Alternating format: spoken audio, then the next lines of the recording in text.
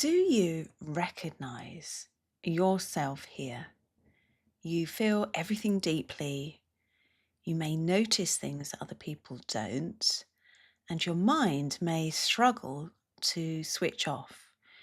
You may have been told that you overthink, you're too sensitive, and you need to just relax. But what if nothing is actually wrong with you?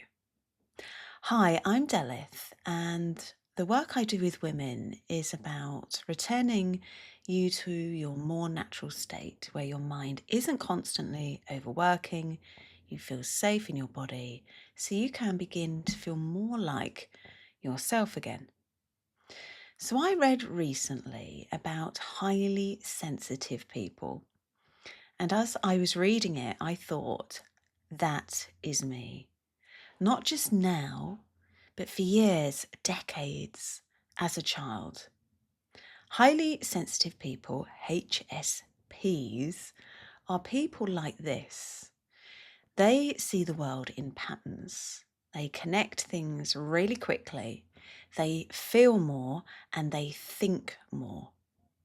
They don't just accept things as they are, they question, they sense, they know, they're intuitive.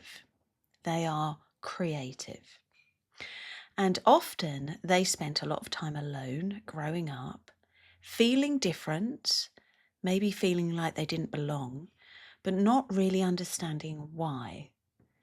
So you might recognize this, replaying conversations in your head, thinking about the past a lot, struggling to be fully present, craving deep connection, and avoiding surface level interactions. Your mind may be busy, always moving, maybe processing a lot of the time. And sometimes that inner voice isn't kind. You may hear that something bad is going to happen, that people will leave you, that you're not fully safe in the world. And that's exhausting. And when it gets too much, these sensitive folks like myself find ways to cope.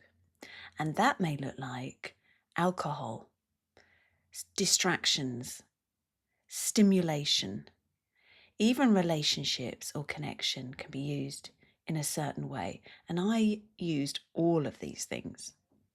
And it's not because something is wrong with you, it's because your mind and your body is trying to get some relief. And for a moment, it works. It quietens the mind, it can take the edge off and gives you a break from thinking or feeling so much. But afterwards, that old anxiety comes back, sometimes stronger, because nothing underneath has truly changed or been resolved. Now, for me, I recognized this through anxious attachments, and I am now securely attached. But this goes way deeper than that because it's not just about your patterns in relationships, it's about how your whole self is wired. And what if you're not too much, you're not overthinking, and you are not broken? I felt all of those things, but you're actually a highly perceptive, sensitive, intuitive person in a world that isn't built for it and doesn't truly understand that. So while others are more shut down, you feel everything. While others disconnect, you desire connection and stay connected. And what if your whole self, your whole being, your nervous system is trying to regulate that? So the question isn't, how do I stop being like this? It's how do I actually work with myself? Because when your mind and your body begins to feel safe, you'll notice that your thoughts settle, that your body will soften, and that you don't need to overthink in the same way. And your true self begins to emerge more confidently, more creatively, more expressively. and your relationships begin to harmonize in a new way. Now, this is the work that I do with sensitive women.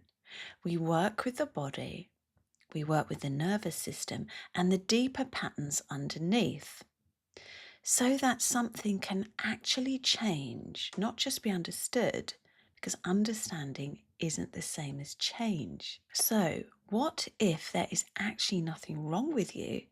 You just haven't been shown how to work with yourself yet in a deeper, more meaningful, and loving way. If you want support with this at a deeper level, I'm offering single sessions. You can find the link below. And I'll also be sharing meditations designed specifically for highly sensitive people. So stay tuned for that and let me know in comments how you found this video. Does this resonate with you? I'd love to hear.